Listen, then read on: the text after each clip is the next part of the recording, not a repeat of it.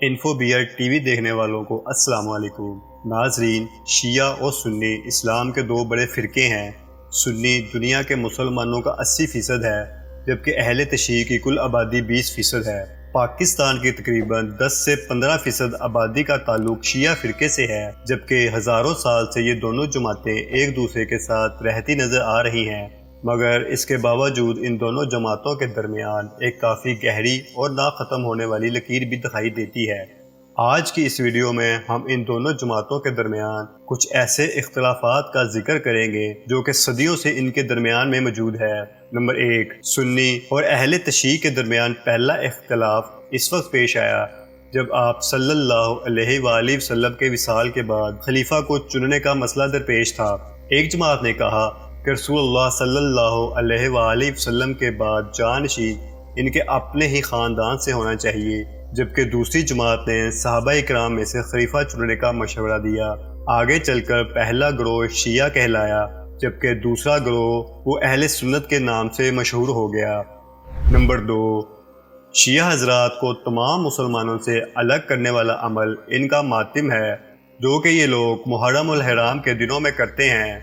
ان کے مطابق کربلا کے میدان میں نواسۂ رسول کو شہید کرنے کے بعد ان کے خاندان کے ساتھ نامناسب سلوک کیا گیا اور اسی غم میں شیعہ حضرات ماتم کرتے ہیں۔ نمبر 3، سنی جماعت میں کلمہ کچھ یوں پڑھا جاتا ہے، لا الہ الا اللہ محمد رسول اللہ، جس کا ترجمہ کچھ اس طرح ہے، اللہ کے سوا کوئی عبادت کے لائق نہیں اور محمد صلی اللہ علیہ وآلہ وسلم اللہ کے رسول ہیں۔ جبکہ شیعہ حضرات کلمہ کچھ اس طرح سے پڑھتے ہیں، لا الہ الا اللہ محمد رسول اللہ علی ولی اللہ وسیع رسول اللہ خلیفۃ بلا فصل، یعنی اللہ تعالیٰ کے سوا کوئی عبادت کے لائق نہیں، جناب محمد مصطفیٰ صلی اللہ علیہ وآلہ وسلم اللہ کے رسول ہیں اور حضرت علی اللہ کے ولی ہیں اور رسول اللہ کے وسیع آپ کے خلیفہ بالفصل ہیں۔ اس کلمے کے آخری حصے پر سنی اور دیگر تمام فرقے اختلاف رکھتے ہیں، اور وہ یہ کہ حضرت علی شیعوں کے مطابق رسول اللہ صلی اللہ علیہ وآلہ وسلم کے بلا فاصلہ خلیفہ ہیں، جبکہ اہل سنت کے مطابق حضرت علی اسلام کے چوتھے خلیفہ ہیں، جن کو حضرت ابوبکر صدیق، حضرت عمر فاروق اور حضرت عثمان غنی رضی اللہ عنہ کے بعد خلافت ملی۔ نمبر 4، کیا سنی اور شیعہ دونوں جماعتوں کا قرآن ایک ہی ہے؟ اس بات کا جواب ہاں بھی ہے اور نہ بھی، کیونکہ دونوں جماعتوں کا قرآن عربی زبان میں تو بالکل ایک جیسا ہے، جبکہ ان کے ترجموں اور تشریحات میں فرق موجود ہے۔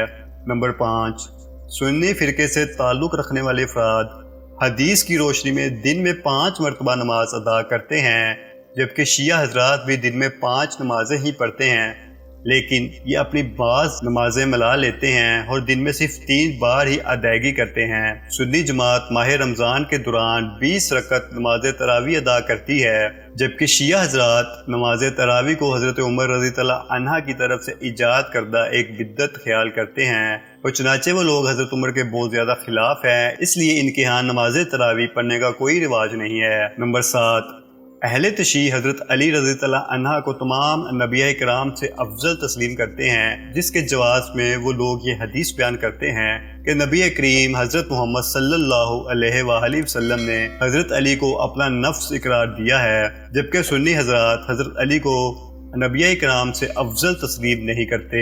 یہ لوگ حضرت علی کو اسلام کے چوتھے خلیفہ اور دماد رسول صلی اللہ علیہ وسلم کے نام سے ہی جانتے ہیں۔ نمبر 8، دونوں جماعتوں میں طلاق کا طریقہ کار بھی کافی الگ الگ ہے۔ سنی جماعت کے مطابق اگر شوہر اپنی بیوی کو ایک وقت میں 3 طلاقیں کہہ دے تو اس وقت ان کی طلاقیں ہو جاتی ہیں، جبکہ شیعہ حضرات طلاق کو اتنا آسان نہیں سمجھتے۔ ان کے مطابق طلاق کے لیے 2 گواہان کی ضرورت ہوتی ہے۔ اس کے علاوہ اہل تشیع ایک بار میں دی گئی 3 طلاقوں کو ایک ہی تصور کرتے ہیں، کیونکہ شاید یہ ایک محفوظ رستہ بھی ہے۔ نمبر 9، اہل تشیع فرقے میں بعض صحابہ اکرام کو برا بھلا کہنے کا رواج بھی ہے۔ پہلے یہ سب کھلم کھلا اور سر عام محفلوں میں ہوا کرتا تھا، تاہم آج کل ایسا نہیں ہے۔ اب اگر شیعہ حضرات صحابہ اکرام کو برا بھلا بھی کہتے ہیں تو یہ ذاتی طور پر اور صرف ذاتی محفلوں میں ہی ہوتا ہے۔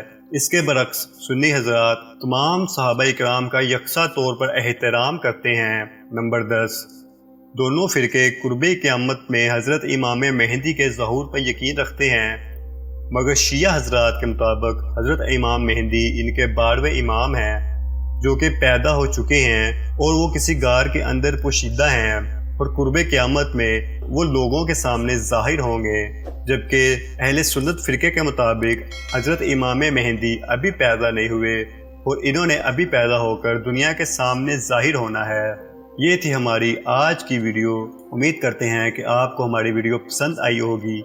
پسند آنے کی صورت میں ویڈیو کو لائک اور شیئر کرنا مت بھولیے گا اور چینل کو سبسکرائب لازمی کیجیے گا تاکہ ہماری ہر آنے والی ویڈیو آپ کو بر وقت مل سکے۔ اللہ حافظ۔